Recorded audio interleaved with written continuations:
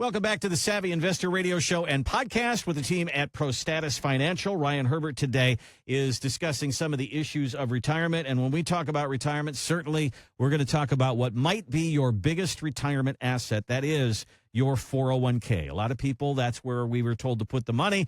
Pensions went away. They said, we got this brand new thing called a 401k. We packed money in there like crazy. And now we're going to finally use it.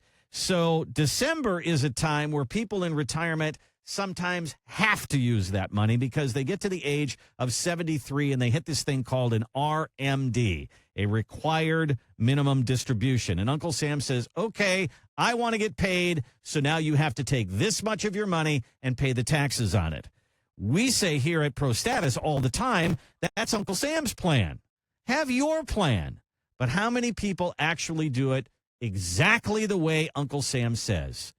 According to J.P. Morgan, 80%. Ryan, 80% of people are relying on Uncle Sam to figure out their taxes. Probably not such a great thing to do, is it? No, I don't. So, and I would say that 80% is probably an accurate number because the other 20% are working with someone who understands tax code. Hopefully they're working with a financial advisor who understands tax code, or, their CPA is giving them, their taxpayer is giving them actual tax advice throughout the year, because, I would say that 99% of the people that come in, either from, our radio show or from any social media sources or our workshops or referrals from existing clients, aren't doing any type of tax planning. Yeah, they might be doing Roth conversions in some shape or form, but honestly, it's normally just like, I did a $50,000 conversion last year and I did $20,000 last year. And I always ask, well, how'd you come up with that number? Like, well, I just thought of a number and that's the number I wanted to use without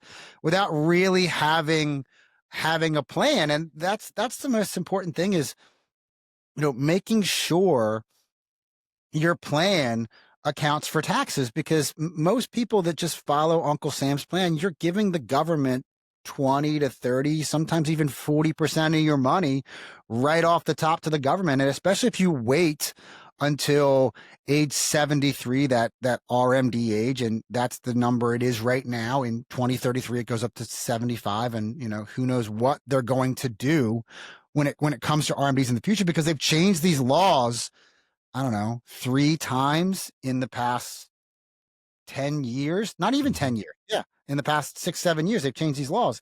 And if you think about the trillions and trillions of dollars that Americans have in 401k plans, in IRAs, in 457s and TSPs, this is the perfect place for the government to attack, to raise taxes without actually raising your taxes. And what I mean by that is, what they have done is the RMD laws pre-2018 said, once you reach age 70 and a half, you look at this fancy table, you find your age on that fancy table, and then you go get the December 31st value, find the number on that fancy table, divide the December 31st value by that fancy number. Whatever the answer to that question is, that's how much you have to take out. You have to pay tax on it. And a lot of clients would complain, hey, I don't need this money right now. I have plenty of money coming in. We've taken care of my income. I'm on Social Security. I have my pension, or I have, these streams of income that we set up. I don't need this money. I wish they would let me delay it. Well, all of a sudden the government came out and said, oh, hey, you can delay taking that money till 72. And clients were really excited. Like, yeah, I don't have to take that money out. And then they came out again and said, hey, now it's going to be 73. You can do that. So a lot of people are very excited because now I don't have to take that money out and pay tax on it.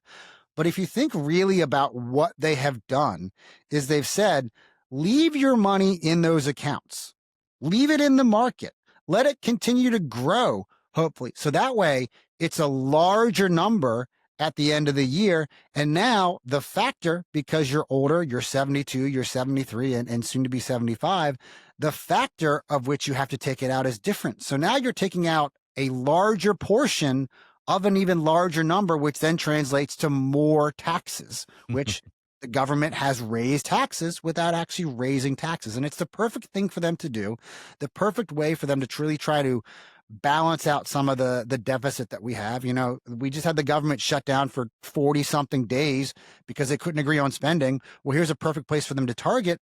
So you want to make sure that you have your own plan for taxes. One of the things about 401ks and thinking about taxes along the way, Ryan, is you got to kind of look down into the future and how this is going to affect people. I mean, you could say to yourself, okay, I'll just pay the taxes. That's on me. I'll do that, whatever. But if you pass and you have a spouse, now all of a sudden, instead of two-income family, now your spouse is head of household, and she is in the same tax bracket as Skippy, who works at the Burger King. He's a single taxpayer, and that's who Uncle Sam hits the hardest. That's what's going to happen to your spouse, and that's what will also happen to your kids when she passes away. They get hammered. It can be the difference between paying out of $1 million. Am I off track here by saying it could be $150,000 to $200,000 if you do tax planning, or it could be $400,000 to Uncle Sam if you don't? I mean, you got to look at it from a lot of different aspects here.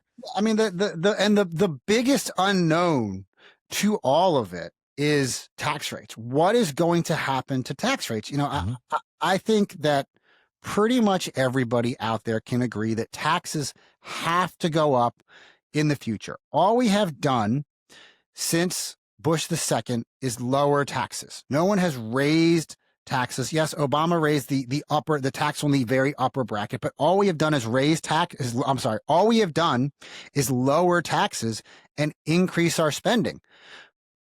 That's not really the way that things work. You cannot just keep spending and spending and spending and spending on your credit card and cut back your hours at work. That's not how that really doesn't work. And so, the one thing that people have to think about is what is going to happen to taxes in the future. I'm 60 years old. 13 years from now, when the government is saying I have to take my money out at 73 or 75, where are tax rates going to be? And that's one of the things that we talk about with pretty much every single person who comes in the office. When we sit down and we go over these financial plans, and really I think what makes us different is that before you come in to see me, you're going to have about a 15 to 20 minute conversation with one of my staff members, really to figure out what it is that you're looking for. What are the true questions that you have? And then I'm going to ask you to send me some information. I want to see the past 2 years of your tax returns. I want to see your Social Security statements. I want to see your account statements. I want to see your estate documents. This way I can create an outline of a financial plan for you with actionable items attached to it. This way, we're not coming in, you're not handing me pieces of paper over the desk, you're asking me a handful of questions, and I'm giving you information essentially in a vacuum. You send me all this stuff ahead of time so I can develop this entire picture for you. One of the very first things that I talk about with anybody that comes in my office is income. What does income look like for you in retirement? Because that really is the key to everything. Because if you're going to be spending down pretty much all of your money during retirement, well, maybe tax planning is not something that you need to be thinking about. But if you're like most of my clients where we're not going to be spending all of your money, or if you're one of those select few clients that have a really nice pension and Social Security, and those are going to cover your income needs, you're not going to touch your money, tax planning really, really becomes important. So we talk about the income. We talk about here's the way we can create income from the most secure to a little bit of risk to even more risk. So that way you have options. But then I'll show you, okay, now that we've made sure your income is secure, here's how much of your nest egg is left over. Here's how much of your nest egg is going to be at risk in the stock market or, whatever level of risk that we're taking. But here's how much is left over. And if we just grow it over time, what happens to taxes? Because I know what your income is going to be. What happens the moment you hit RMD age? That is that tax time bomb, because all of a sudden the government says, oh, hey, you're spending, $100,000 a year, $120,000 a year, and that's the income that you're bringing in.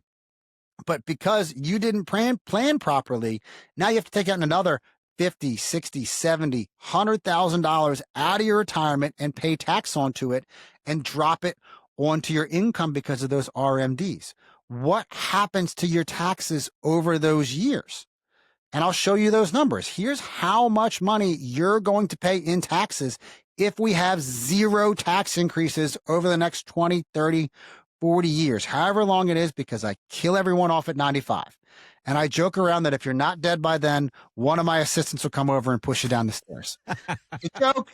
It's a joke because I have to have an endpoint, and statistically speaking, 95 is the age that we use.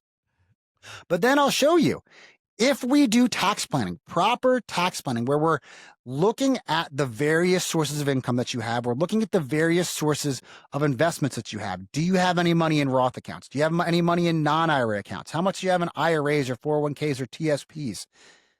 And let's come up with the strategy to help save you money in taxes. Let's look at Roth conversions for you.